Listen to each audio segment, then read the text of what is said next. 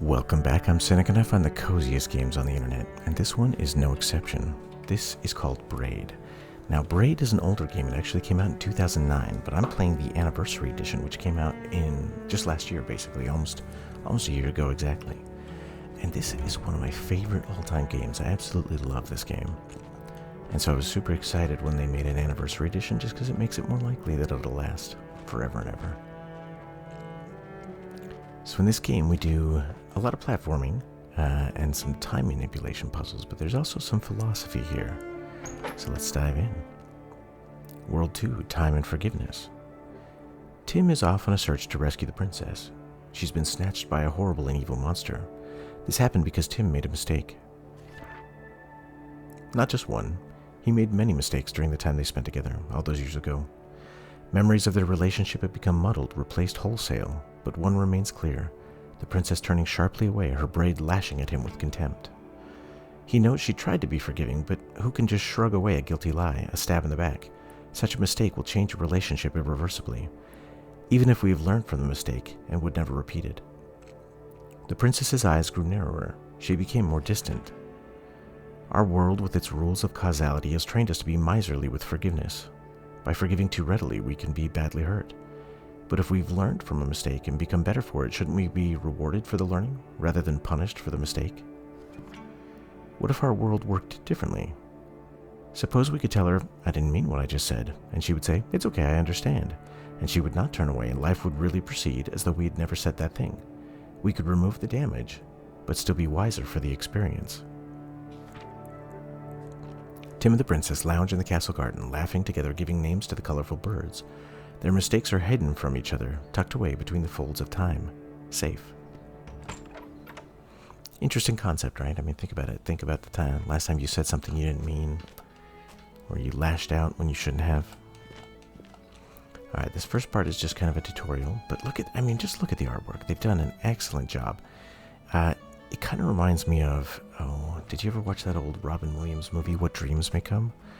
Where they tried to make the whole world an oil painting, basically, right? Just absolutely gorgeous, right? They've got everything moving slightly. You've got, things rippling. Now, if you go back and play the original, it's still gorgeous, absolutely. But this Anniversary Edition definitely adds to the beauty just a little bit. Makes it work in widescreen, makes it look just that much better. So these puzzle pieces we have to collect to assemble puzzles at the end of each level. And these are legally distinct from Goombas. Definitely not Goombas. But you can use them to jump off their heads. Oh, and I haven't showed you the most interesting part yet. So, I should wait. So you can bounce higher off of things if you bounce off of them in succession. Ooh. But if you hit something, you can actually rewind time. And you can even speed up the rewinding of time if you want to go a lot further back.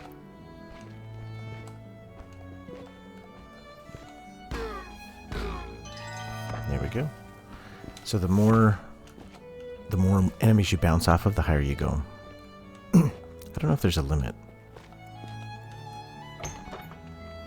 But that's a way to get all of the puzzle pieces so that at the end you can have all the puzzles. Now, I'm not going to play this game exhaustively because I just want to show it off. I really think you should play it. But I want to show some of the mechanics to show just how special this game is. So, we got these clouds right here, right?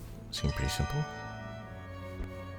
And you can rewind them, right? But it's just one of those things that they're building very well to give you kind of a tutorial of how you're going to have to solve the game, right?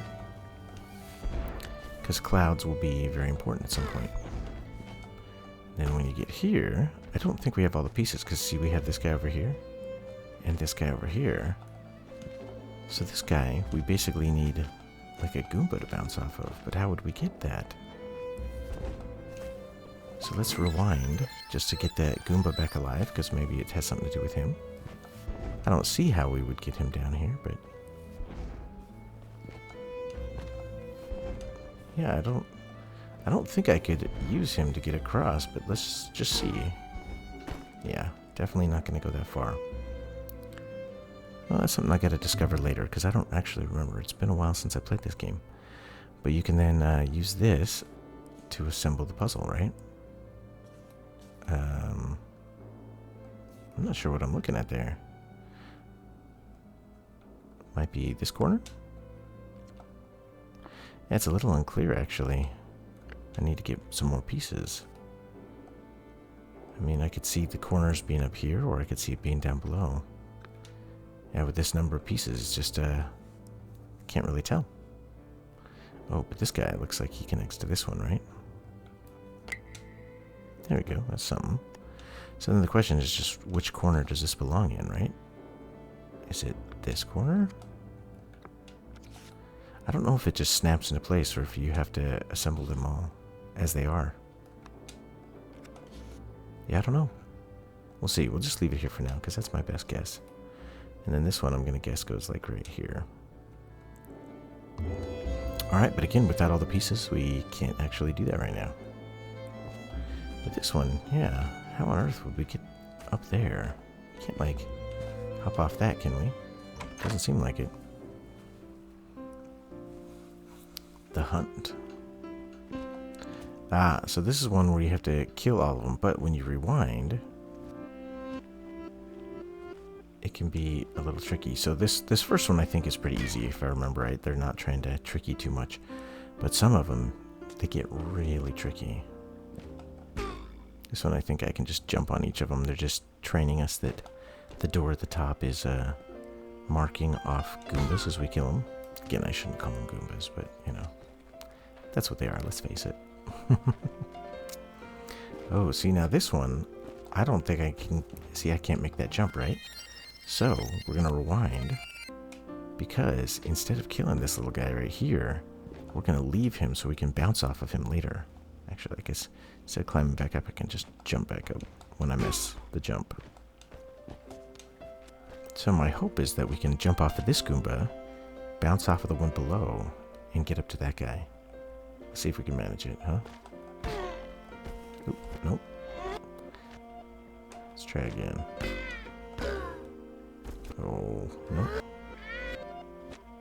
He's not in the right spot. Maybe if I let him go another cycle, he'll be in the right spot?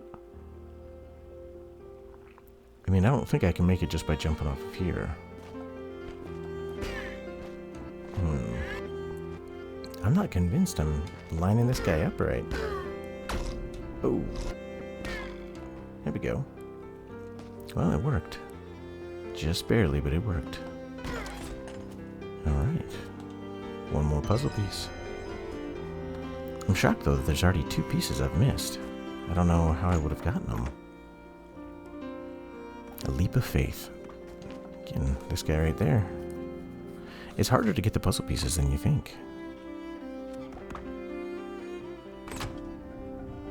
Okay. Oh. So this one looks like I need a Goomba back here. Oh, barely missed him. No, too early. Oh, that might have worked actually. Let's see. If I just do a little stutter step here. Oh, you serious?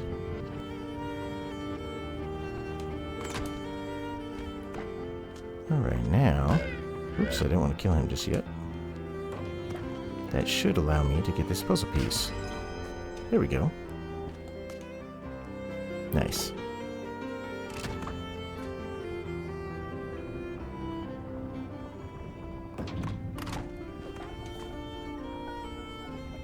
Hopefully we timed it right. There we go.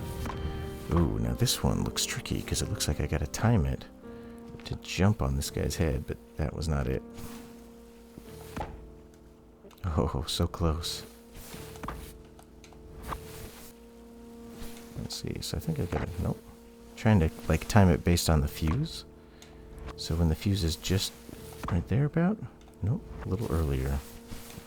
It's hard. It's really hard to time it.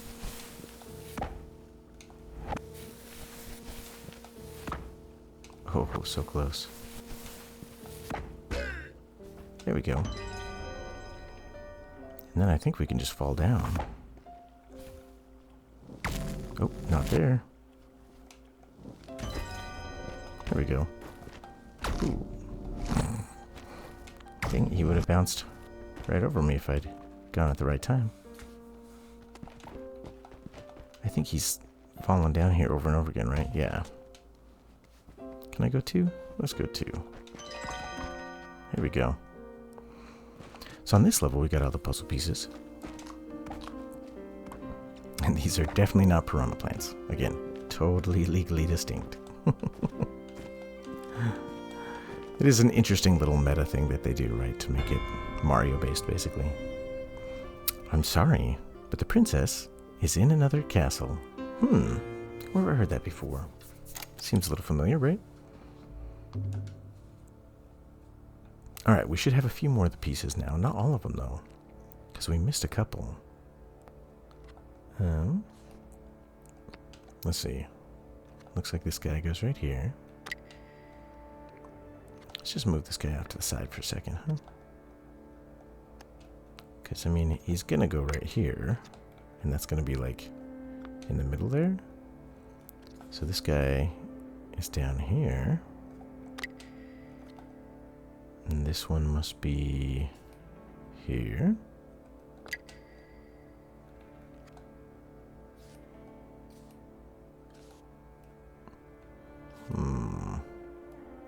I know he goes here, but I just got something in the way. Let me move this guy all the way out of here, huh? Gives ourselves the best chance of clicking it together. There we go. So now it's just those 2 pieces we're missing on this guy. Interesting. Alright, rather than go back and try to fight for those 2 pieces, let me just give you a peek at World 3. Time and mystery. All those years ago, Tim had left the princess behind. He had kissed her on the neck, picked up his travel bag, and walked out the door. He regrets this to a degree. Now he's journeying to find her again, to show he knows how sad it was, but also to tell her how good it was. For a long time, he thought they had been cultivating the perfect relationship. He had been fiercely protective, reserving all his mistakes so they would not touch her. Likewise, keeping a tight rein on her own mistakes, she always pleased him. But to be fully couched within the comfort of a friend is a mode of existence with severe implications. To please you perfectly, she must understand you perfectly, thus you cannot defy her expectations or escape her reach. Her benevolence has circumscribed you, and your life's achievements will not reach beyond the map she has drawn. Tim needed to be non-manipulable. He needed a hope of transcendence. He needed sometimes to be immune to the princess's caring touch. Off in the distance, Tim saw a castle where the flags flutter even when the wind has expired, and the bread in the kitchen is always warm. A little bit of magic. I mean, think about that. If you always put your best foot forward, right? If every time you were able to, undo a mistake and show only what you wanted to show, then somebody wouldn't know the whole you. They wouldn't know your flaws. They wouldn't know the pieces that mattered, right? Alright, so I've got this key, but I can't get out of the pit, right? But you see that the key is glowing green. And that's because it is immune to the rewind. So even though I'm rewinding, you'll see that as I rewind myself out of the pit, I still have the key. So it's immune from rewinding, meaning that it stays where it is. So that door, I can't undo that door, right? If I hold X. See, I can't undo the door. Even if I rewind back to the very, very, very beginning, the door's still open. So that's what that shimmering green means. There and back again. Alright, this one's a bit of a race. So I'll show you this one. And I think this is where we'll leave it, because I think this is a game you should play. It's absolutely fantastic.